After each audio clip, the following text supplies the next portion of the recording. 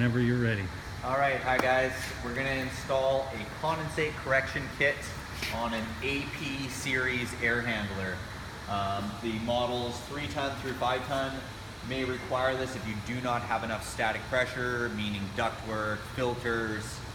What can actually happen is we get a little bit of water that condensates on our evaporator coil, will end up on this insulation, and you'll start to have water draining out of the bottom of your unit. So we have a condensate correction kit that we make here to be installed on these units if you have this problem. They're very simple. You won't need very many tools. A razor blade or knife. It works best if you have a 1/4 inch driver and a drill for the supplied hardware. Very simple to install. I'm going to walk you through it right now. The best place to start here would be with these runoff wings. We've got A and B. We're going to install those. A lot of the parts use a tape or sticky surface, so there's not a lot of screws. This guy here is our B piece. We're going to put it at the front of our coil, and what it's going to do is it's going to slide into here, and it's actually going to go, I don't know if you can see in there, we're going to slide it under that bracket. So that'll help hold it in. Now before we do that, we do have to take off this tape.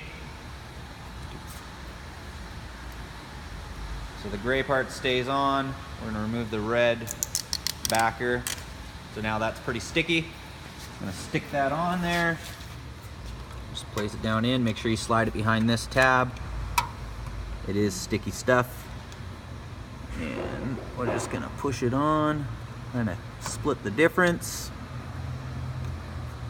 So now any runoff from there should trap in here and end up into your pan. We'll do the exact same thing with the A piece, the far side. Take our tape off.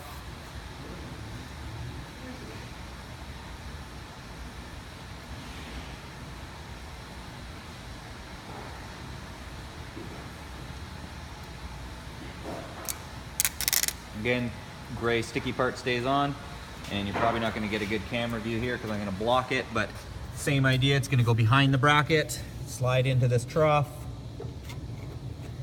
Make sure it's into that trough or it's not going to work, and you're just going to push it in. All right. So before we're putting any of the other metal pieces on, be a good time now to start using our insulation tape. This will prevent sweating or any dripping happening. So we've got these 2 inch by 4 inch pieces. We're going to remove the backing on, and we're going to use those to insulate this piece we just attached. 1 per side.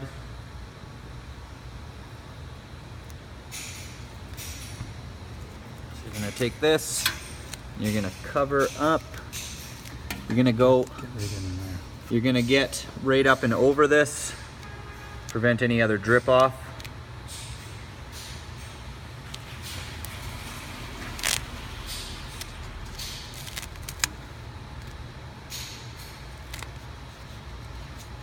And then fold down the excess. It'll also help with holding everything together. Now if this does sweat or any water gets by, it's going to end up back in this trough. Do the same thing with the back one. And again, it's the 2 inch by 4 inch piece. They are all labeled.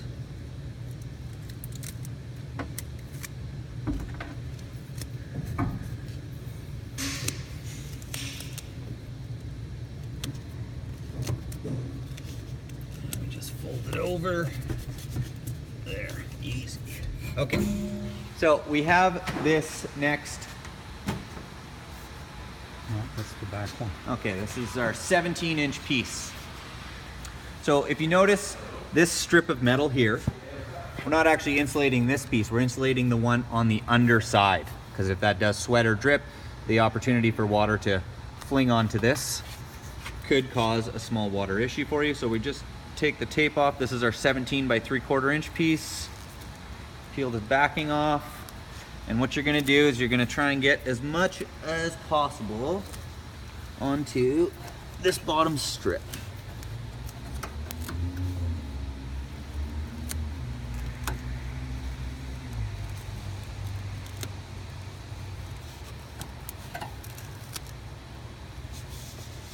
The tape is known to stretch a little bit, so if you do end up with excess, that's where your razor knife comes in handy. And you can either tear it off or take your knife and cut a little bit of excess off. So we're just going end to end, make sure we cover all the way to the plastic drain troughs. Now we have our second piece, which is 17 inches. That one is for back here. This one is going to actually go into this trough here. And if this does sweat, being cold air and hot air mixing, it would have the opportunity to drip down and get onto the insulation and cause water inside the unit instead of going into the pan where we want it. So we take our strip, remove the backing, and you're going to insulate this piece in here. You want to try and get right into the corner.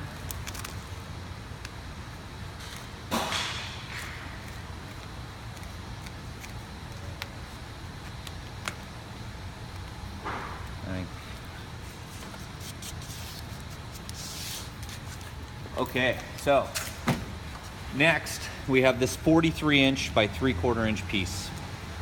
This is actually going to insulate all the way along this metal pan, all the way to the underside, and as far back as you can get to. This again is for sweating.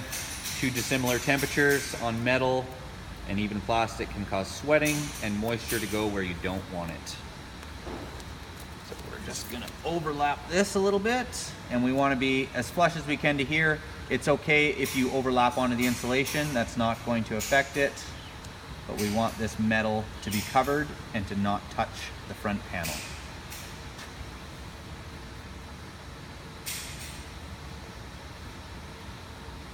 It's a little easier if you pull off what you need with this one so that it's not sticky and sticking to everything else in the cabinet. Get to this corner, I still have my white attached. Feed it through. And then we can keep going. Keep going all the way along. And again, you may end up with some extra. Just gonna take your razor knife and cut off the excess.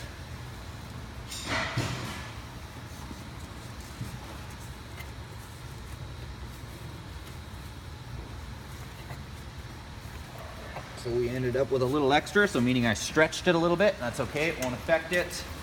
Just cut off the excess at the back.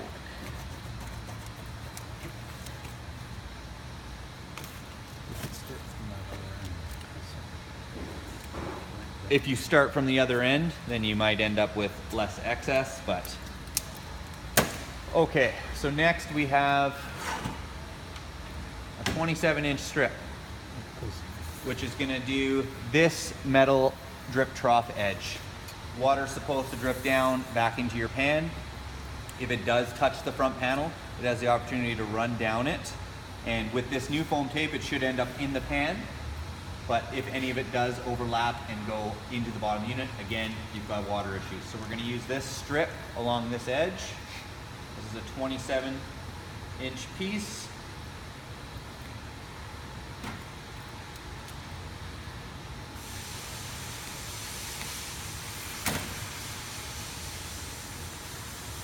Packing tape.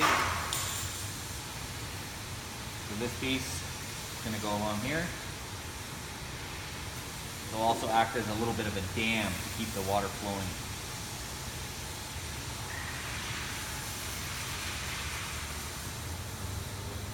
So we want to tuck as much as we can right up to this drain pan. And then start working your way up. And just flush. If you do overlap a little bit, that's fine as well. Make sure it's really stuck.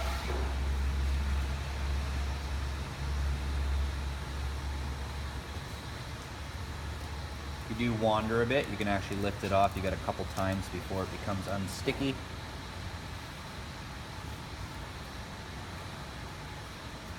little bit of packing tape here.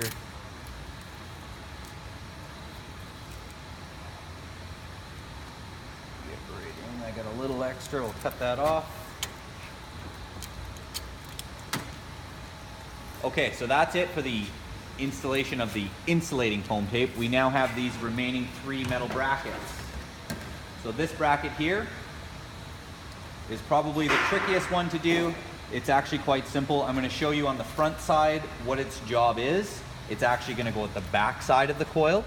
So basically what it's going to do is it's going to cover, you're going to kind of split any water that comes off this trough that could end up on the back panel, the insulation. So it's actually going to cover that, and this red tape will go right into the pan on the other side. On the other side there is no gap here. So this one, take our sticky tape off.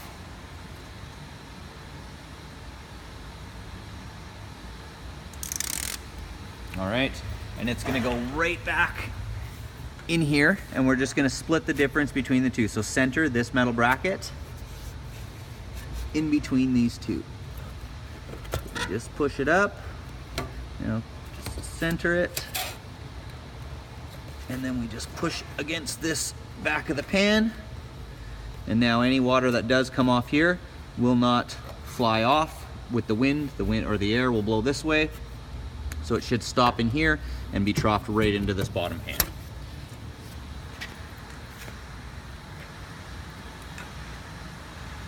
This guy here, we're going to remove these 2 screws. We need 1 screw per bracket. We have 2 brackets left. There is a hole pre-drilled in this. What you're going to do is you're actually going to take this bracket and you're gonna drop it down in behind this one. Now it's important that this bracket drops into the pan. So don't go in behind the pan, or water's just going to run into the bottom insulation. You need it to actually sit into this pan. So you're gonna angle it slightly, keeping the top tight to this bracket and allowing water to use gravity to come down in here. These foam tapes will act as troughs to keep the water flowing into this pan. So we're gonna use this screw hole here, and this is where I said it would be beneficial to have a drill. The screws we supply have a drill point on them, so they're gonna go through the metal very easily, but again, a drill works best. So, get in there and hopefully you can still see. You're just gonna drill in. The screws are short enough where they won't go through the other side of the cabinet.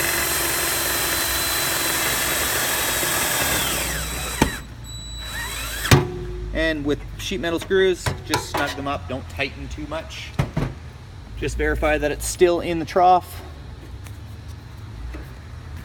Okay, we're almost home free. We got 1 bracket left. This is our front face bracket. And if you look at it too, it's got a hole similar to the other one. We're going to use that 1 remaining screw. I'm just going to slide this in here. And if you look at this bracket up here, you have a hole right here. We're going to use that hole along with the hole pre-drilled in this bracket. And we're going to screw our remaining screw. Again, the drill point screw. And you can line it up in here. You can see it poke through the other side and line up with that hole. And you're just going to, again, sheet metal screws just lightly.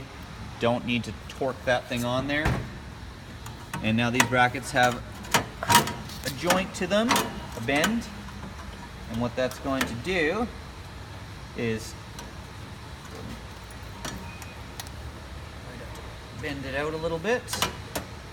Now what that will do is water dripping off of any of these pipes off of your front panel should enter this trough and go right back into this bottom pan.